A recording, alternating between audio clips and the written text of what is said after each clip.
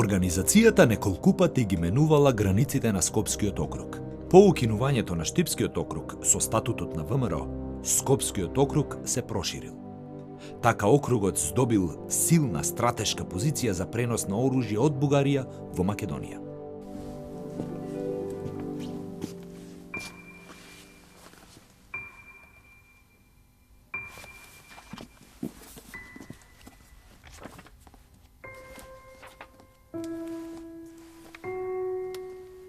За време на востанието не се случиле големи судири со османлиската војска на овој предел. Токму затоа ја сочувал својата компактност, оружјето и четничкиот институт. Но борбите биле неодложни по востанието, заради нападите на српските чети. Српската влада, како и останатите владите на соседните балкански држави, после Илинденското востание, после 1903 година, започнуваат со уфрлување на своји вооружени чети во Македонија со цел да се инфилтрираат во македонското револуционерно движење и да се наметне српското влијание во северните делови на Македонија, значи пред се во Скопскиот револуционерен округ, тука се Скопскиот регион, Велешкиот, Кумановскиот, како изложени директно врз таа српска пропаганда. Ѓорче Петров, Петар Попарсов, Даме Груев, Гоце Делчев се само дел од револуционерите кои действувале во Штип. Писменоста во овој град веќе во половината на 19 век е широко распространета. Кон крајот на 1840-та во Штип е отворено првото општо келијно училиште во кое се примаат и женски ученички. Меѓу учителите во овој регион се вбројуваат и Гоце Делчев, Даме Груев и Мише Развигоров.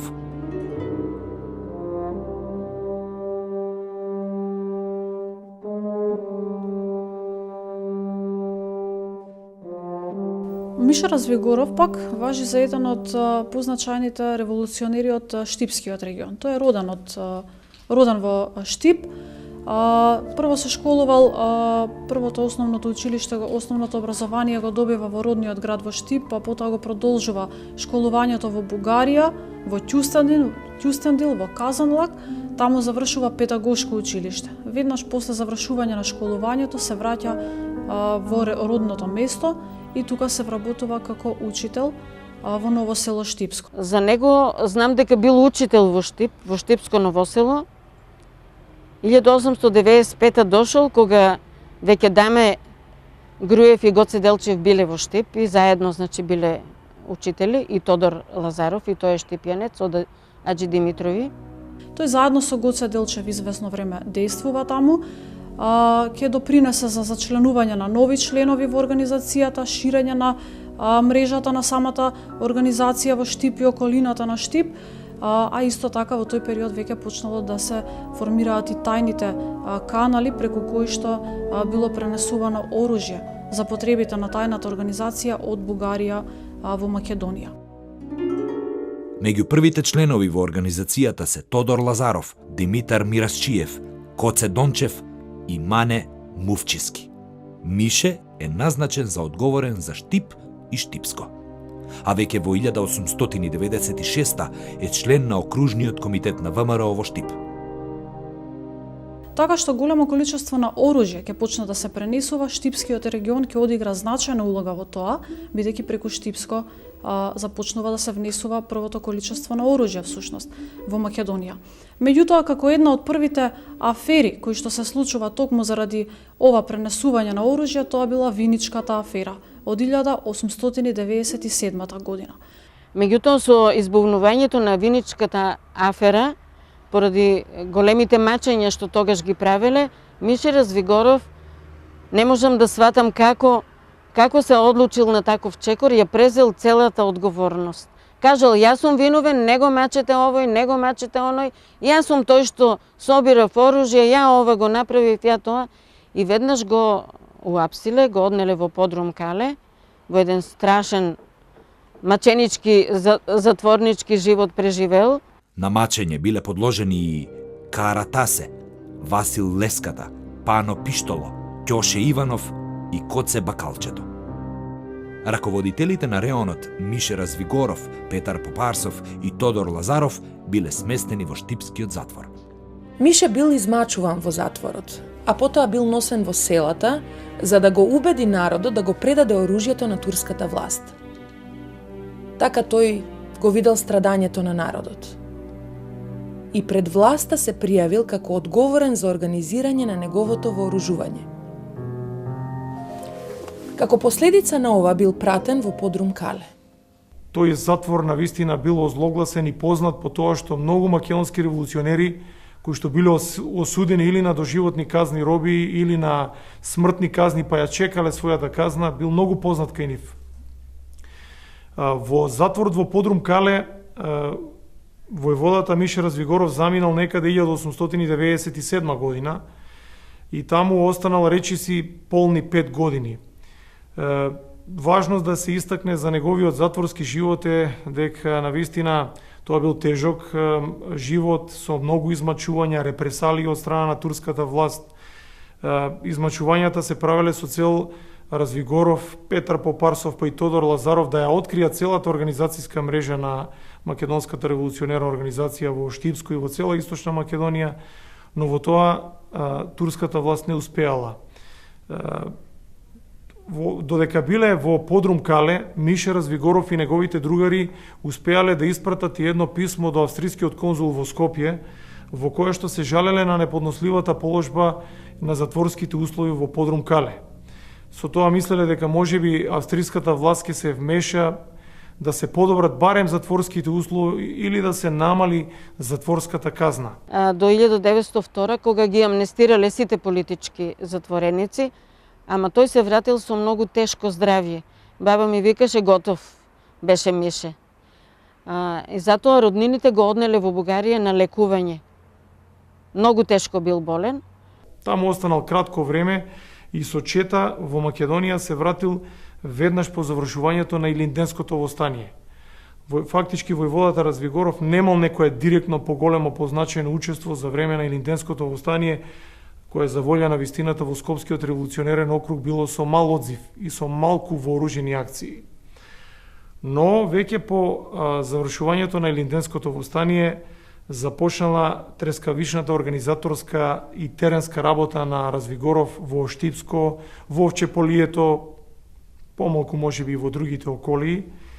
Тој ја зацврстил организационата мрежа до тој степен што можеби Штипскиот крај во тие тешки поствостанички денови бил еден од најдобро организираните во Македонија. Знаете, во Битолскиот револуционерен округ имало големи страдања, разрушувања, така што таму организацијата била привремено уништена. Но во Скопскиот револуционерен округ, особено во Штипско, Мише Развигоров поставил едни цврсти, здрави основи на организацијата. Мише Развигоров за цел имал осигурување на каналот за оружје на организацијата која го правел заедно со Груев, кој тогаш бил на чело на горското начелство за овој округ.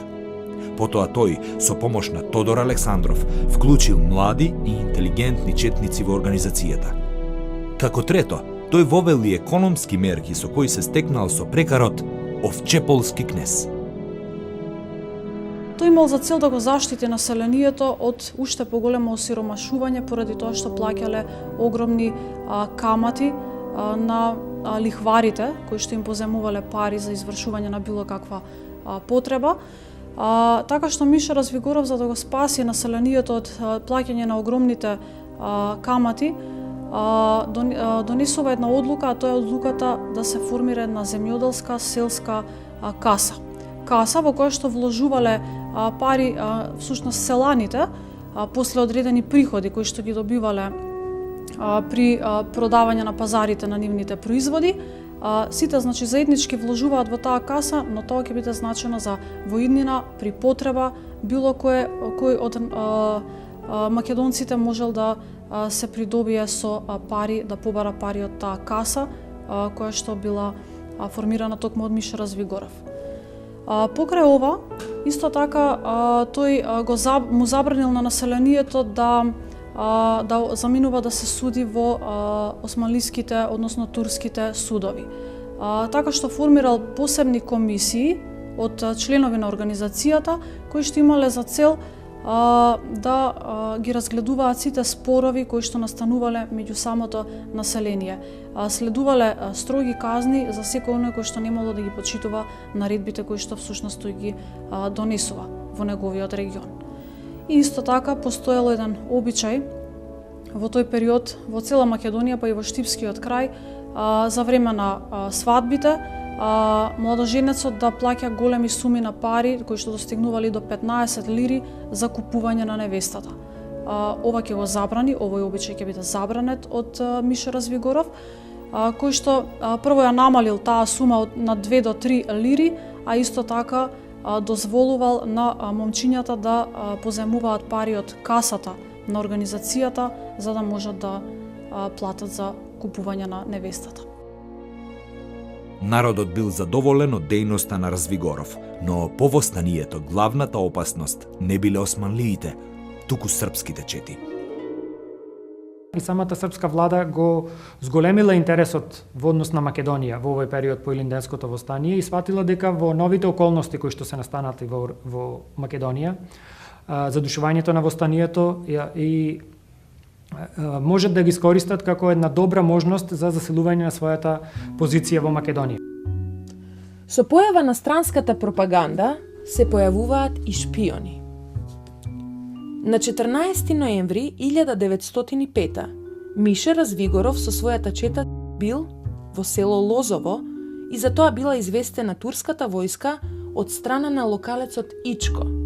Куќата била опколена и започнала битката. Развигоров со четата доцна во ноќта успеал да се извлече жив и да изгуби само еден четник. Утредента напомош дошол кратовскиот војвода Атанас Бабата со 600 четници и го нападнал ласкерот. Одбраната била успешна и без големи загуби.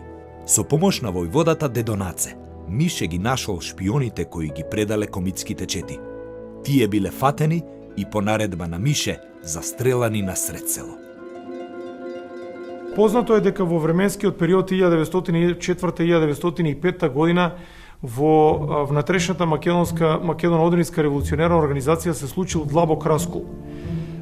Мише Развигоров бил избран како делегат на Скопскиот револуционерен округ да присуствува на Општиот Рилски конгрес кој што се одржал во 1905 година. На Рилскиот конгрес војводата Мише Развигоров бил назначен за ревизор на четите на организацијата во Скопскиот револуционерен округ. Со таа задача во 1907 година Мише Развигоров се вратил во Македонија, во Штип, за да среди одредени работи околу финансиската политика и евентуална проневера на финансиски средства во Штипско. Но неговото доаѓање во Штип било забележено од одредени колебливци и шпиони кои што одпорано му се имале замерено на Мише Развигоров. Пред да влезе во Штип го опоменале, му кажале немој да одиш ке те предадат. Многу се поделени на партии, има и една песна која го потврдува тоа, песна за Мише Развигоров се вика. Му викаат не оди Мише во Штип, ке те предадат. А тој бил убеден и во песната тоа го вели и овие го кажуваа старите дека јас сум штипјанец, јас сум ги учил штипјани, јас сум револуционер и нема да ме предадат. Меѓутоа за жал го предале. И старите го кажуваа тоа дека во Исарското мало живи ги запалиле него и другарите негови, живи ги запалиле, меѓутоа едни други викаа дека се чуле истрели пред да се вивне во пламен куќата, значи се самоубиле, најверојатно. Изгореле, ама не живи. До последен момент се бореле и не изгореле живи, најверојатно поради слушањето на куршумите. И на 2 април 1907 година започнала една битка помеѓу Мише Развигоров и неговите соработници кои што се наоѓале во куќата на Исарот и отоманската војска. Има неколку верзии за таа битка на Мише Развигоров и соработниците со отоманската власт. Според една од верзиите турците ја запалиле куќата и Мише Развигоров и неговиот соборец изгорел, но има уште една верзија според која што се смета дека се обидел да излезе преку покривот и преку оджакот и тука се задушил, односно изгорел. Има дури една предпоставка дека пред да го зафати пламенот се самоубил со цел да не биде жив фатен од страна на турската војска. Со ликвидацијата на војводата Мише Развигоров организацијата претрпела ненадомеслива загуба во Штипско и биле потребни долги години таа да се консолидира. Значењето на неговата револуционерна активност не е во тоа што тој ја зацврстил мрежата на ВМОРО во Штипско, туку и во тоа што пружил активен отпор против се пожестоката српска пропаганда која се наметнувала во Штип и Штипско и во Овчеполието и секако неговото загинување било ненадомеслива загуба. Инаку, гробот на Мише Развигора, како што реков, беше карши нашата куќа, меѓутоа, за да се лоцира денес е речиси невозможно, затоа што тоа беше еден голем брег кој влегуваше дури и до средината на Отиња и таму беа градските гробишта. Пред нив некое време биле еврејските, погоре малце, па градските гробишта, па после нив беа гробиштата на жртвите од фашизмот и кај црквичето Свети Спас беа новоселските гробишта. Исклучиво се закупувале луѓето од Новосело. Мише Развигоров почиваше точно на брегот под зградата што ја викаме ние во Штип Кулето или турскиот каракол. Таа се уште постои и денес е зграда во која живеат штипјани. Меѓутоа во минатото дури за време на Кралството Југославија била жандармериска станица. Овој каракол во турскиот период било место од каде се посматрало движењето на штипјани. Затоа што градското подрачје им припаѓало на турците, евреите и многу мал дел на христијаните, посиромашните, додека побогатите и влијателните живееле во Новосело. Во тој период, за да се движиш, треба да имаш дозвола. Зошто ќе одиш во градот, како, што, значи морале да имаат некаква дозвола. Така да не било возможно од градот да го погребуваат кај црквата Свети Спас. Затоа што треба да има дозвола за да дојдат до овие гробишта. А денес Мише Развигора почива покрај црквата Свети Спас, затоа што местото каде што тој почиваше денес не постои. Сега во музеот се наоѓа таа надгробна плоча која јас ја знам, а ја има и на фотографија. И која многу се разликува од оваа денес што е поставена. Таа постои во музеот, може во секое време да се види. На гробот на Мише Развигора имав забележено разни цртежи, некакви шестари и си мислев дека поради тоа што бил учител му нацртале другарите. А баба ми кажа дека кога го погребувале, другарите му пееле во хор и сите граѓани дошле на погребение. Кога го спуштале во гробот, ечело маалото. Целото маало, сите комшии се сеќаваа на тоа, дека ја пееле зајди, зајди јасно сонце, твојата младост, твоите лисија горо ќе се вратат, мојата младост нема да се врати. И тоа било доживување, тажно доживување. Во Скопскиот округ, еден од поистакнатите војводи е Никола Пушкаров. Роден е на 14 декември 1874 во Бугарија, каде што и се образувал. Како ученик, тој ги критикувал колегите македонци што не заминувале во Македонија да се борат.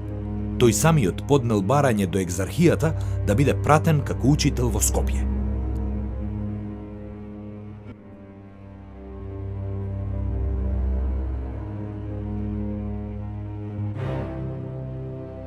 Во предилинденскиот период, кога се воделе дискусии во редовите на организацијата дали да се крева или не востание, Никола Пушкаров сметал дека Скопскиот револуционерен округ не е доволно подготвен и затоа делегатот кој што го испратил на Конгресот во Солун го овластил да бара востанието во Скопско да се пролонгира барем за една година. секако во тоа не се успеало и Пушкаров ја примил наредбата дека иако неподготвен Скопскиот револуционерен округ, макар символично, мора да се вклучи во настаните од Илинденското востание.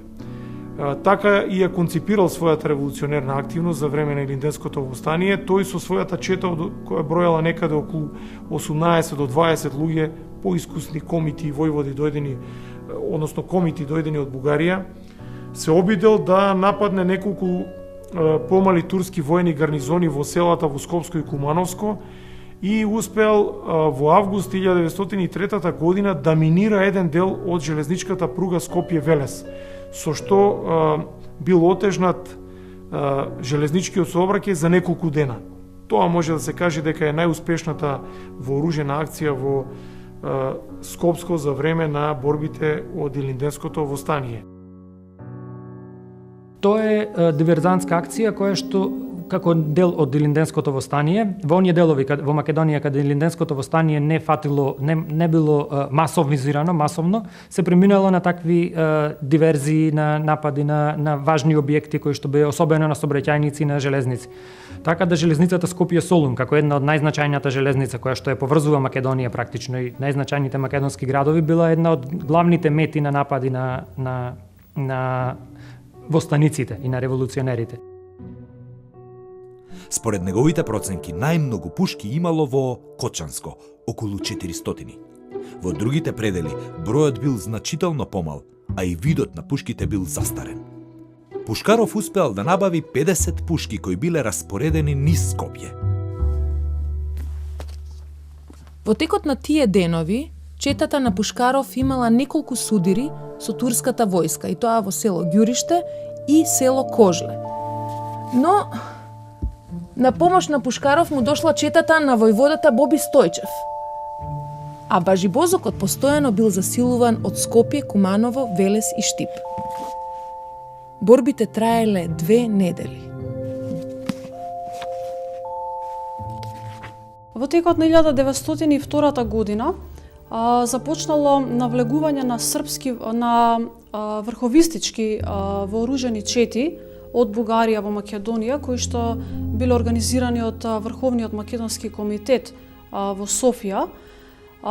И целта беше, значи, на овој комитет да се наметне врз македонското револуционерно движење, да воспостави контрола врз македонската револуционерна организација. Тоа ќе го прави со провокации, односно со уфрлување на вооружени чети. Така една од тие провокации се случува и во 1902 година, позната како Горно-Џумајско, така наречено востание. Никола Пушкаров ќе одигра значајна улога во Скопскиот револуционерен округ со тоа што ќе се обиде да го спречи населението во целиот тој Скопски револуционерен округ да се приклучи, да потпадне, односно под влијание на врховистичките провокации и ќе успее да го задржи мирно населението во Скопскиот округ. Таа врховистичка провокација во 1902 година во Скопско успешно била избегната. Наредната година, иако во Скопскиот регион имало повеќе пушки од порано, Пушкаров се уште не се чувствува спремен за востание.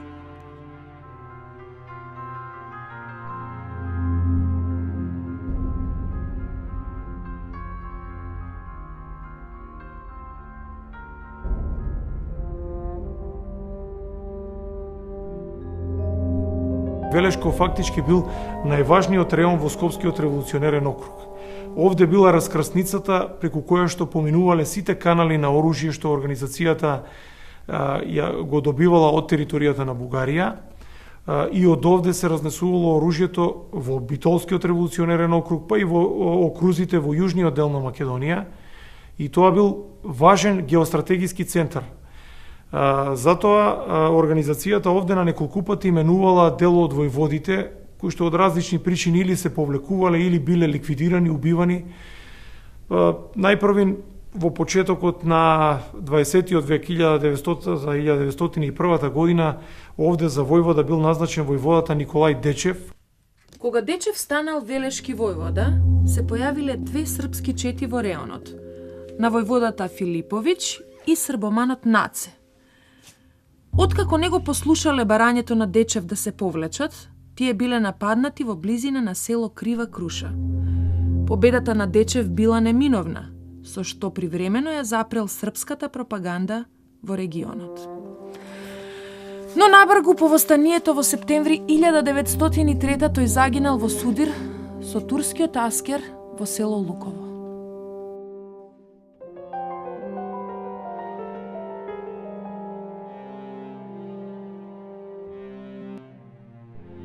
По убиството на Дечев, на негово место дошол Стефан Димитров од село Зелениче, Леринско. Тој војувал со турскиот башибозук, српските чети, но и оние пратени од Борис Сарафов. Кога во Велешкиот регион биле уфрлувани чети од Борис Сарафов, приврзаници на Борис Сарафов, кои што после Илинденското востание се наоѓа во влошени односи со внатрешната македонска организација. Во тој период тој ќе испраќа своји приврзаници со нивни чети, кои што во различни делови на Македонија ќе се обидуваат да го наметнат нивното влијание. Така и во Велешкиот крај ќе биде испратен Иван Наумов Алабакот. Тој е негов приврзаник, кој што доаѓа во Велешкиот регион, води долги преговори со велешките револуционери во однос на прашањето за негово задржување што подолго во овој регион, односно неговата цел, неговото барање била да добие свој реон на действување во Велешкиот крај. Истовремено, познатите револуционери од Велешкиот регион доаѓале во судири и со се поголемото и почестото навлегување на српски вооружени чети во Велешкиот крај, како што е примерот со четата на Григор Соколов. Тој е македонец по потекло од Прилепскиот регион, меѓутоа просрпски ориентиран после Илинденското востание, така што начело на една српска чета ќе навлезе во текот на 1904-5 година во Велешкиот крај. По смртта на Димитров, велешки војвода станал Панчо Константинов од Велес, кој бил придружуван од поречкиот војвода Арсо Локвички. Еден од наистакнатите кумановски војводи е кумановецот Крсто Лазаров Конјушки.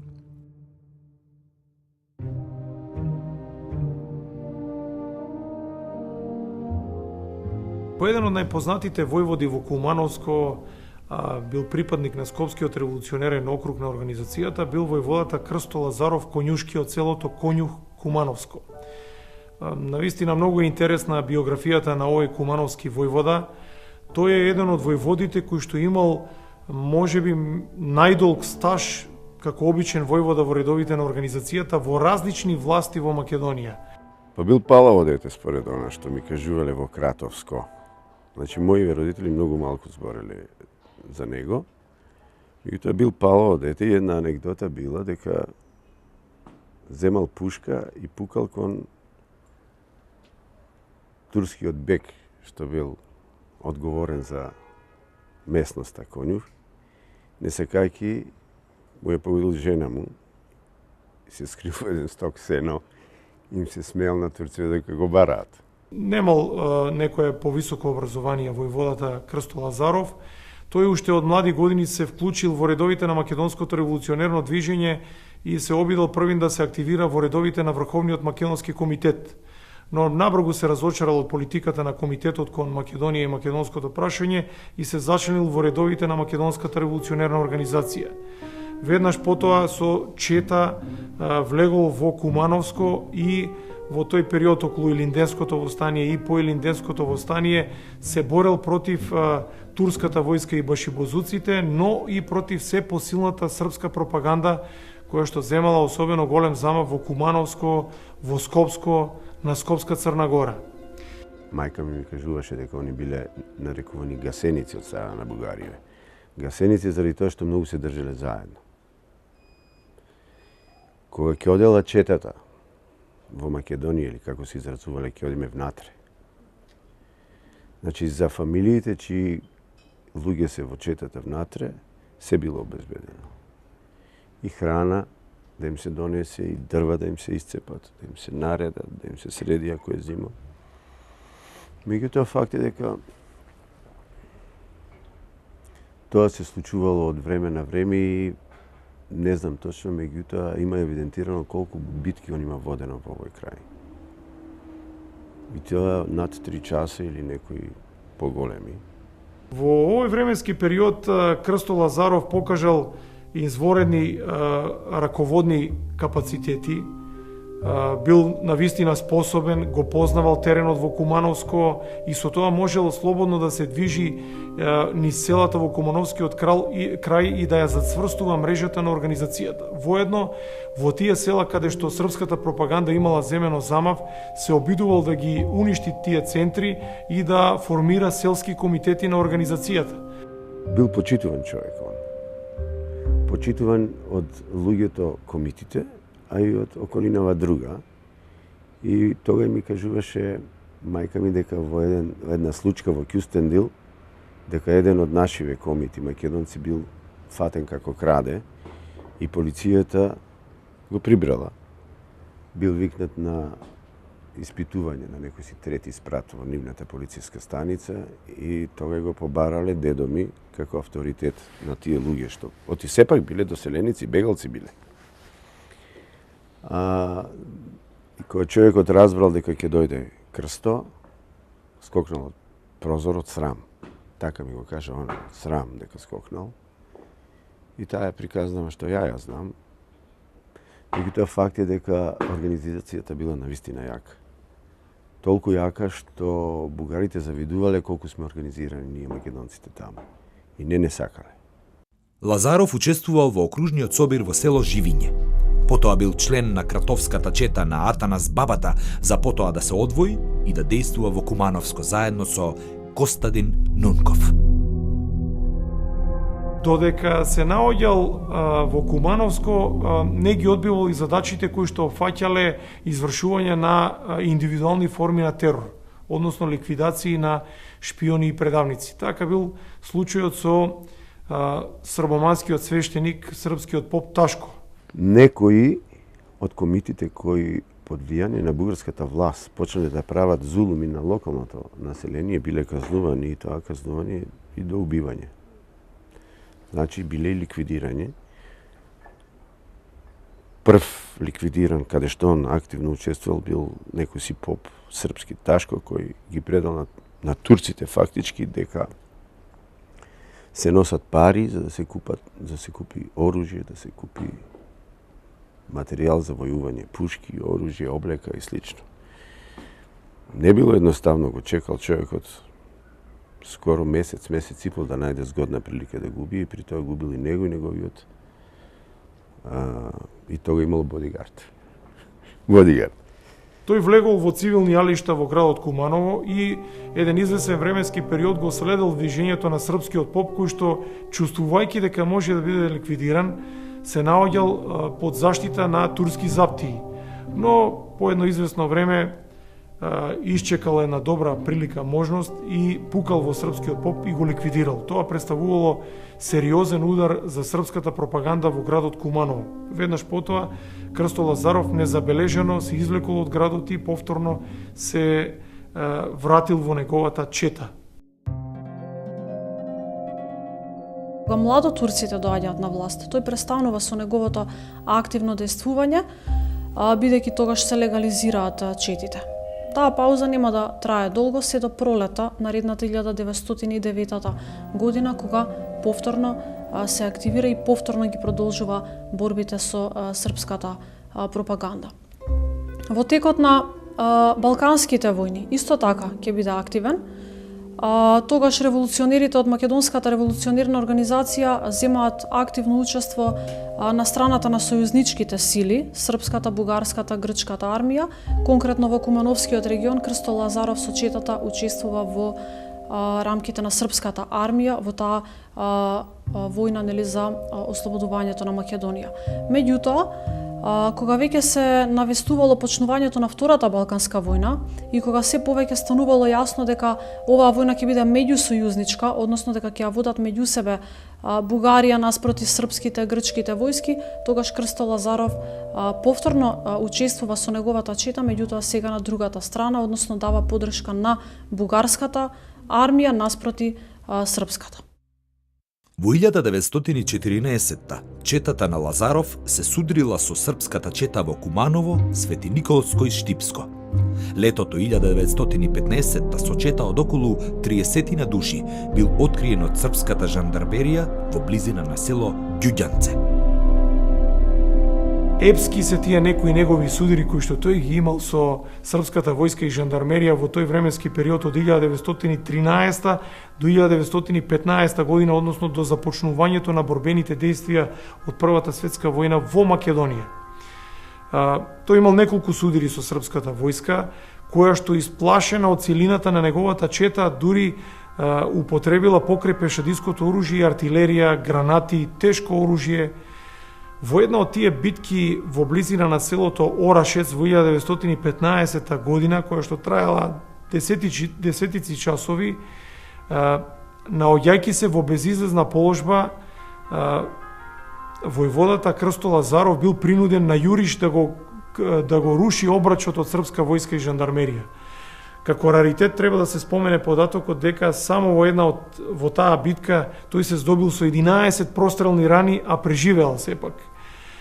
Дури за да не биде фатен во моментите кога сметал дека може да биде заробен, ја уништил архивата што ја носел со себе, го искршил оружјето, го скршил кундакот на пушката, но под среќни околности успел да се провлече и да остане жив. Иста знам ми кажувала дека многу ја тепал во една прилика кога,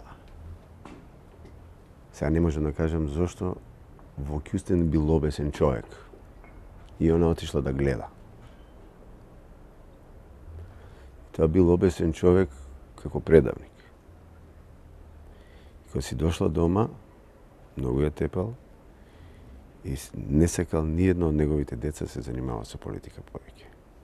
Мајка ми имала 3-4 години најверојатно и јасно се гледа на сликата. Не толку јасно, меѓутоа во кој што ја гледа ќе види дека на неколку од плакатите пишува Македонија на македонците и покажува по моje дека уште у тоа време не било баш така како што велат бугарите, дека сите они мислеле дека Македонија со Бугарија и слично. По завршувањето на Првата светска војна, Крсто Лазаров се активирал повторно како војвода, сега во редовите на автономистичката ВМРО на Тодор Александров. Поради неговото војничко искуство, војводско искуство од страна на Тодор Александров, повторно бил назначен за војвода на чета во Кумановско и успел на неколку пати да дојде во Вардарскиот дел на Македонија, кој што тогаш се наоѓал под власта на кралството СКС, и неколку пати да се судира со српската жандармерија и полиција. Тоа било во 1926 година и само можеби уште еден пат. Навлегувањето на Крсто Лазаров во Кумановско станувало се потешко затоа што српската власт во Вардарска Македонија ја обезбедила границата на еден начин кој што не овозможувал влегување на поголеми чети. Можеби можеле да се провлечат помали тројки, четворки, петорки кои што можеле терористички да действуваат, но големи чети воопшто не можеле да навлезат. Зошто го велам тоа? Границата била обезбедена со така наречени волчи јами, кои што имале дрвени колци, остри, во кои што можеле да настрадаат тие што ја минувале границата. Понатаму границата била обезбедена со железна жица, со телови, со бодликава жица, така што навлегувањето на поголеми комитски чети било воопшто многу тешко. Кога е во прашање револуционерната активност на војводата Крсто Лазаров Конјушки, можеби треба да се спомене случајот дека тој живеел долги години. По ослободувањето на Македонија, на Вардарскиот дел на Македонија од бугарска власт, новите југословенски власти го уапсиле Крсто Лазаров Конјушки и тогашната државна безбедност го осудила и го ликвидирала во тие повоени години, значи под обвинение дека бил пробугарски определен и дека бил во служба на бугарската кауза. Војводите од Скопскиот округ имале повеќе предизвици. Османлиската војска, врховистичките и српските чети, како и организирање на каналите за оружје. Храбри и бескомпромисни, тие останале достојни на задачите.